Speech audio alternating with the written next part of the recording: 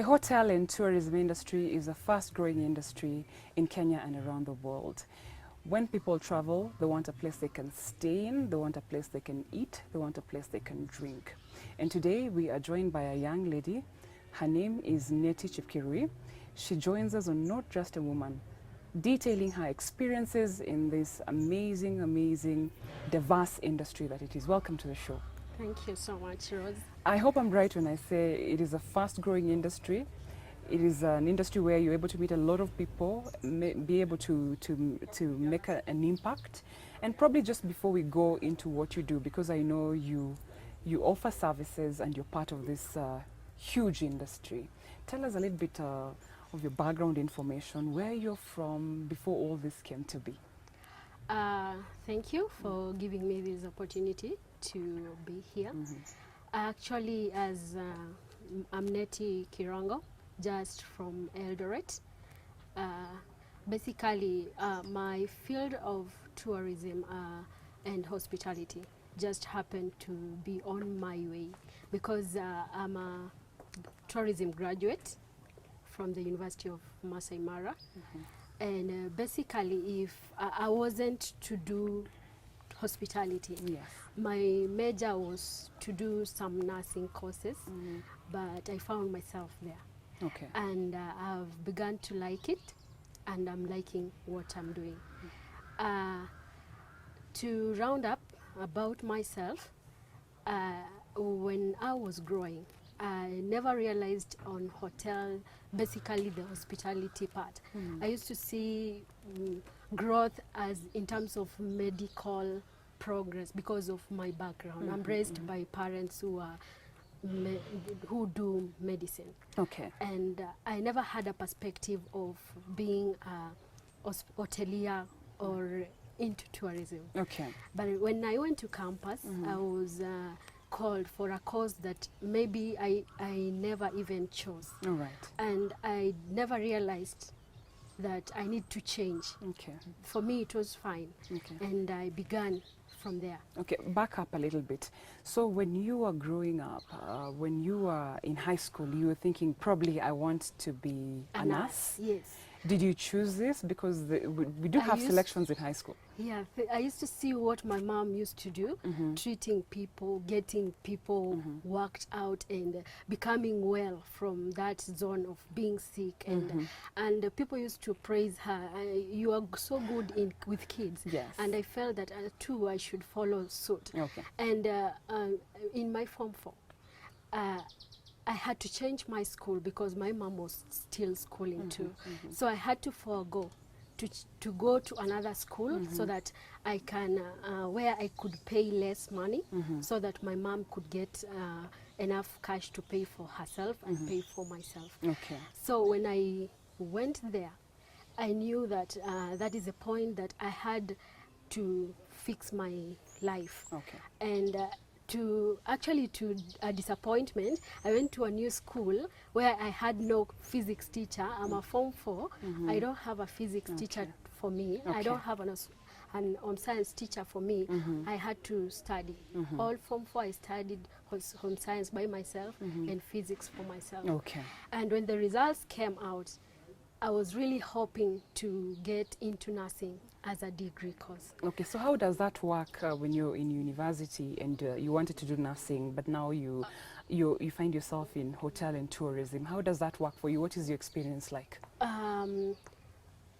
At first, I was so much against it because I even chose to go to a diploma nursing instead of a degree in hospitality. But because of the pressure back at home, I had to go for degree as in hospitality industry.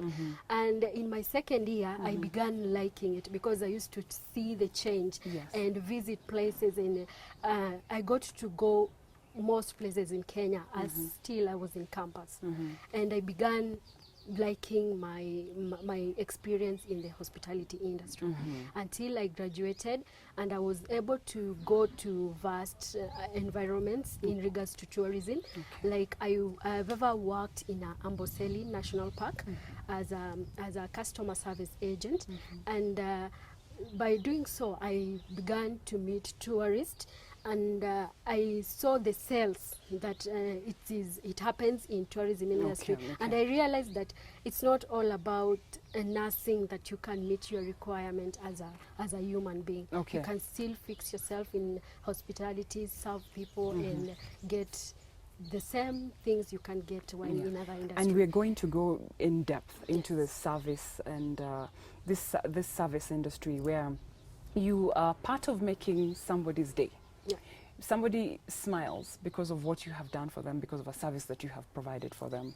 I want to talk about the Kenya Tourist Board and your time there, and maybe if you could share your experiences, because you know we've had that conversation and you did mention that you were attached to the Kenya Tourist Board. How was it there? That was in 2013, just after campus. I went to Kenya Tourism Board, and I was aligned to domestic tourism market. And at first, I was like, how do you do marketing for the things you don't have at hand? Okay. That's a service. And with the time, by them giving me a chance to work with Kenya, show Kenya whatever we have within our country, Yes. and people wanting to travel more, it gave me a sense of satisfaction that I can explain these things to people at the ground, and they get to know about Kenya, and they would wish to travel. Okay. And that was my first insights of how hospitality and person-to-person interaction can influence hospitality industry. Okay. You are obviously here in Eldoret. I know that you are not originally from Eldoret, but you're here because for a job, and you work for a hotel here, Yes, a reputable I do. hotel. Yes. We don't want to mention names, but you work at the help desk. You're a receptionist, but there's a lot that goes into your job that I want us to delve into right now. But how did you end up coming here? How did you get this job here in Eldoret? In the first place, I was in Nairobi back before coming here, and I first volunteered for the government for a year. I was doing some student and relationship between students and education. Okay. I used to tell students in Garissa actually to work hard and motivate them actually. And after a year, when I came back from there to Eldoret, I got a call. Not literally, not from the hotel. I got a call somewhere requesting me to come for the interview. But when I did the interview, they never called me to that place. Okay. They referred me to the hotel where I am right now. Okay. And when I went there, at first, I never I had that idea to work in a hotel. But I was called, and I had to take this chance. Okay. When I came at first, serving one client and seeing that face satisfaction from a client, it gave me that motivation. Oh, I can make people happy, and I can make somebody satisfied. And it built up, and I accepted Okay. that I'm a reservation agent and Okay. a receptionist at the same time. Okay. And it gave me that ability to grow and work Okay. from day to day. All right, and I just have to mention that I don't think it's such a loss that you didn't become a nurse. Yes. Because if you're a nurse and somebody comes and they're very sick, and you have a part in trying to help them recover, or what in that kind of a situation, it is still the same when somebody comes to you and they need a place to stay, and you give them amazing accommodation, and tomorrow true. they're smiling and saying, "Thank you so much, we had a good Actually, day." Rose, what I'm trying to let me highlight these. All of them, whether you're working in a hospital Yes. or in a hotel or in a tour farm, all of them are hospitality Okay. services. Okay. Despite that, when you are at the hospital, the client doesn't use the disposable income. Okay. But when you're in a hotel, that client doesn't have a need to use that money, Okay. but he has set apart some cash for fun. Okay. So he wants to use, or she wants to use, that disposable income. Okay. So that is the difference. Here, somebody wants to have fun, get fulfilled from that fun. Okay. Yeah, get away from day-to-day activities, maybe work and sort of things. Okay. And here comes that client and desires that you give her or him the expectation that he requires or she requires. Okay, which sends me directly to my next question. When people look at the help desk or the reception and the receptionist at a hotel, we are like, they're supposed to be smart, they're supposed to smile, they're supposed to nod, they're supposed to make my life easier. Is this all there is to your job, or do you think it comes with the other challenges? Because walk me through your entire process. When I, as Rose, I come into your hotel, what are some of the steps that you take me through? I say, yes, I want a room, until you're done with me and I'm safely in my room. What goes on? There's a story there. Basically, when you talk about being a front desk personnel or reservation agent in a hotel, people tend to think it's about smiling and welcoming that guest, ensuring that you give rates to that guest and then check that guest into the room or send that guest to wherever, maybe the restaurant, to have a meal. It's not all about that. There are so many things behind the offices. Do share. Yeah, for example, if to do reservation, we don't expect a working client's time from time to time. We do have reservation even a year before, and you have to plan to ensure that this client does not come in and finds that he doesn't or she doesn't have a room in your hotel. You need to plan. There are systems within set up for different hotels. You have to know those systems. So it's not all about smiling, it's all about knowing the system, working right within the system, and also being able to answer emails in accordance to the regulations, and also being able we keep on filing. It's just an office like any other office. Yes. Despite when you talk of front desk, somebody says you have easy task. It's not that easy. But it is easier when you love to like serving that guest. Okay. Yes. So what happens? What happens? I'm still waiting for the paperwork that is involved when a guest walks in the hotel. In a hotel, we do have reservation. Okay. And then that point of client, meeting the client and having them checked into the rooms. And then we do have billing. Despite of the room billing alone, we do have billing from the restaurant. You need to ensure that there's a systematic way of ensuring that data is set into the system. If that guest comes back next year or after 3 years, you should be able to know this client had ever appeared to this hotel this certain date. Okay. Okay. And again, that process of checking out that guest, ensuring that that service was, the expectation of that client was exceeded or met. Okay. Yes.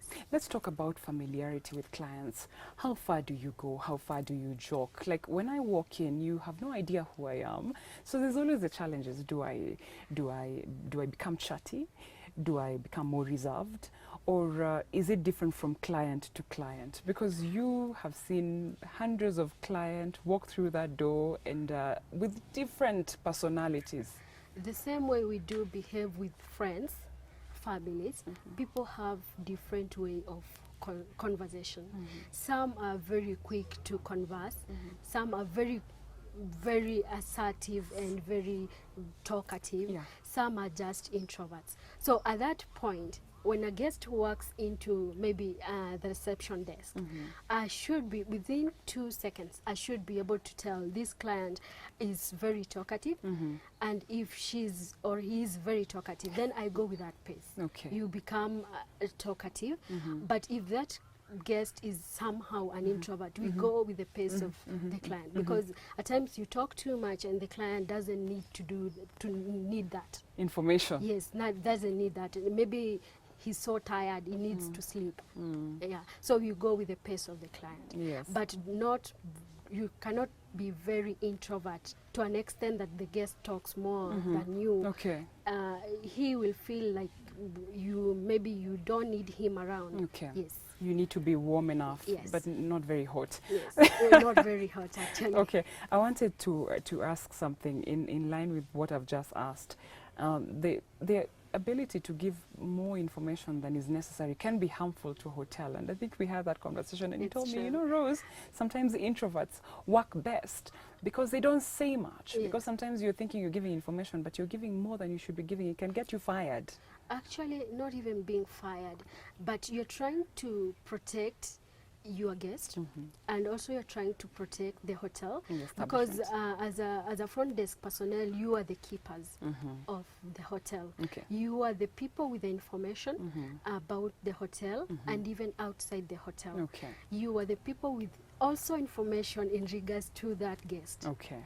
So whether you like it or not, that guest identity is secured by you.